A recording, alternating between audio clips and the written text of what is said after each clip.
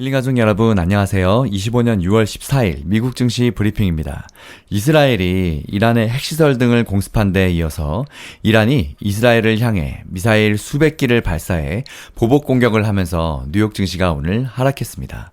다우지수는 전장보다 1.79% 내린 42,197에 거래를 마쳤고 S&P 500 지수는 전장보다 1.13% 하락해서 5,976을 기록했습니다. 기술주 중심의 나스닥 지수는 전장보다 1.3% 떨어진 19,406에 각각 거래를 마감했습니다. 필라델피아 반도체 지수는 오늘 많이 빠졌는데요. 2.61% 하락해서 5,112를 기록했고 AI 반도체 지수는 2.42% 하락해서 1195를 기록했습니다. 오늘 중동에 이렇게 전쟁이 나면서 공포지수로 불리우는 미국의 시카고 옵션 거래소의 변동성 지수 VIX는 15.54% 폭등해서 20.82를 기록했습니다. 3대 지수는 오늘 큰 폭으로 떨어지면서 주간 단위로도 모두 다시 약세를 기록했습니다. 다우가 1.3% 하락해서 가장 낙폭이 컸고 S&P 500과 나스닥은 주간 하락폭이 각각 0.4%, 0.6%를 기록했습니다. 개장 이후 지수는 낙폭을 약보합권까지 좁혔었는데요. 이란이 보복을 천명했지만 군사적인 역량이 부족할 것이라는 관측의 확전 우려가 완만해지면서입니다. 하지만 이스라엘의 이란 공격에 이어서 이란의 반격으로 중동 지역 안보 위기가 다시 고조되며 투자 심리를 급격히 냉각시켰습니다. 앞서 이스라엘군은 이날 새벽 전투기 200대를 동원해서 이란 중부 이스파한의 나탄즈 핵시설 등 군사 목표물을 전격 공습했는데요. 오후에도 다시 전투기를 띄워서 이란의 탄도미사일 생산기지와 발사대 등을 타격했습니다. 이란은 이에 대한 보복으로 이스라엘을 향해 미사일을 다량 발사했습니다. 이날 폭격에서 상당수 미사일은 요격됐다고 이스라엘군은 알렸는데요. 다만 요격에도 불구하고 이스라엘군은 이란은 민간지대를 겨냥함으로써 레드라인을 넘었다며 중대한 대가를 치르게 될 것이라고 성명을 냈습니다. 이란에 대한 재보복을 시사한 것입니다. 전문가들은 이번 갈등은 시장이 이미 상당 부분 우려하고 있는 상황에 더 큰 부담을 주고 있고 이 같은 우려는 사라지지 않을 것이라면서 최소한 원유 가격 급등이 지속된다면 인플레이션 수치는 거의 즉각 영향을 받을 것이라고 말했습니다. 한편 글로벌 원유 생산이 집중된 중동 지역 위기 고조로 인해서 국제유가는 급등하고 안전자산인 금값도 상승했습니다. 브렌트유는 배럴당 74.23달러로 전장보다 7% 급등했고 WTI도 배럴당 72.98달러로 전장보다 7.3% 올랐습니다. 어제 같은 경우는 제가 브리핑에서도 말씀드렸지만 일시적으로 11%까지 급등하기도 했었죠. 일간 상승폭 기준으로는 러시아가 우크라이나를 침공해서 에너지 가격이 급등했던 22년 이후 가장 큰 폭으로 올랐습니다. 중동은 전 세계 원유 생산의 3분의 1을 담당하고 이란은 석유 수출국 기구 중에서 세 번째로 원유 생산량이 많은 만큼 이란의 대응 등에 따라서 원유 시장이 출렁이고 있습니다. 시장에서는 이란이 주요 원유 수송로인 호르무즈 해협을 봉쇄하거나 이곳을 지나는 유조선을 공격할 가능성도 거론하고 있는데요. 투자은행 JP모건은 호르무즈 해협이 봉쇄되거나 무력 충돌이 중동 전역으로 확대가 되면 심각할 경우에 유가가 배럴당 130달러까지 오를 수도 있다고 전망했습니다. 하지만 실제 봉쇄 가능성은 적다는 반론도 나오는데요. 호르무즈 해협 봉쇄로 유가가 급등하면 이란의 최대 원유 수출국인 중국이 크게 반발할 수 있기 때문입니다. 미국의 제재로 인해서 이란은 석유 수출의 4분의 3 이상을 중국에 의존하고 있는데요. 호르무즈 해협에는 아랍에미리트와 오만 등도 끼어 있어서 물리적으로도 완전 봉쇄는 불가능하다는 분석도 있습니다. 다만 유자선 공격이나 기뢰를 선치하는 등 해상교통이 방해되는 상황이 일어나면 물류 차질 등의 극심한 혼란은 불가피할 것이라는 관측입니다.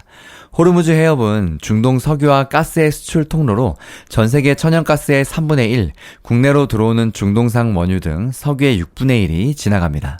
오늘 금값은 온스당 3,457달러로 전장보다 1.6% 올라서 지난 4월 22일 이후 약 2개월 만에 사상 최고치였던 온스당 3,500달러 돌파를 다시 눈앞에 뒀습니다. 전문가들은 이스라엘과 이란 간의 긴장 고조로 인해서 본격적인 군사 충돌 상황으로 치달을 가능성이 있어 보인다며 호르무즈 해협 봉쇄로 이어질 경우 글로벌 시장에 상당히 심각한 영향을 미칠 것이라고 말했습니다. 반면에 트럼프발 관세 정책에 대한 우려로 최근에 급속히 위축됐던 미국 소비자들의 경제 심리가 다시 호전되고 있는 것으로 나타났습니다. 미국의 미시간대는 미국 경기에 대한 소비자들의 자신감을 반영하는 소비자 심리지수가 6월 60.5로 지난달 대비 8.3포인트 상승했다고 밝혔습니다. 향후 1년 기대 인플레이션은 5월에 6.6%에서 6월에 5.1%로 하락했습니다. 미시간 대학은 매달 미국 전역에 있는 500명의 미국인들에 대한 전화 인터뷰를 통해서 소비자 심리지수를 산정해 발표하고 있는데요. 지수가 100보다 높으면 미래 소비를 많이 할 것을 나타내고 100 아래로 떨어지면 향후 소비가 위축되는 것을 의미합니다. 미시간대 소비자 심리지수는 트럼프 취임 이후 지난 4월까지 4개월 연속 하락세를 보이다가 5월에 들어서야 진정세를 찾았는데요. 이는 트럼프 대통령이 각국에 대한 상호관세를 한시적으로 유예했고 특히 지난달 미국 양국이 관세 정쟁 휴전에 드러난 것이 주요했던 것으로 풀이됩니다. 미시간대 측은 소비자들이 관세 정책 변동성의 충격으로부터 어느 정도 진정된 것으로 보인다며 6월에 개선되기는 했지만 소비자들은 여전히 신중하고 우려스러운 경제 전망을 유지하고 있다고 평가하기도 했습니다. 오늘 시가총액 1조 달러 이상의 거대 기술 기업 중에서 테슬라만 1.94% 오르고 나머지는 모두 하락했습니다. 엔비디아와 테슬라의 희비가 특히 엇갈렸는데요. 테슬라는 초반에 약세로 출발했지만 이후 강세로 방향을 틀었습니다. 도널드 트럼프 대통령이 전날 캘리포니아주의 독자적인 대기오염 통제권을 박탈하는 법안에 서명하면서 테슬라 분기순이익의 약 20%를 차지하는 전기차 보조금이 사라질지 모른다는 우려가 초반에 주가 약세로 이어졌는데요. 그러나 캘리포니아주가 소송전을 치르겠다고 다짐한 가운데 주가는 상승 전환에 성공했습니다. 반면 엔비디아를 비롯한 나머지 M7 빅테크는 일제히 하락했습니다. 엔비디아는 2.09% 하락했고 마이크로소프트는 0.82%, 애플은 1.38%, 아마존 0.53%, 구글과 메타는 각각 0.62%, 1.51% 하락했습니다. 특히 인공지능 AI 및 반도체 관련주의 낙폭이 컸는데요. 필라델피아 반도체 지수는 2.61% 급락했고 이 지수를 구성하는 30개 종목 오늘 모두 하락했습니다. 엔비디아와 브로드컴, TSMC는 2%대 하락률을 보였고 퀄컴과 ARM, AMD도 2% 안팎으로 하락했습니다. 반면에 글로벌 원유 공급 타격 우려에 엑슨모빌은 2.18%, 다이아몬드백 에너지 3.74% 등 에너지 기업들이 강세를 보였고 로키드 마틴 3.66%, RTX 3.34% 등 방산업체도 상승했습니다. 또 반면에 여행 관련 종목들은 된서리를 맞았는데요. 항공 크루즈 등 중동 불안에 따른 여행 제한과 수요 감소, 또 유가 급등에 따른 유류비 부담 증가라는 이중 악재에 직면했습니다. 이에 따라서 4대 항공사들은 급락했습니다. 유나이티드 항공은 4.43%, 델타 항공은 3.76%, 아메리칸 항공은 4.86%, 하락 마감했습니다.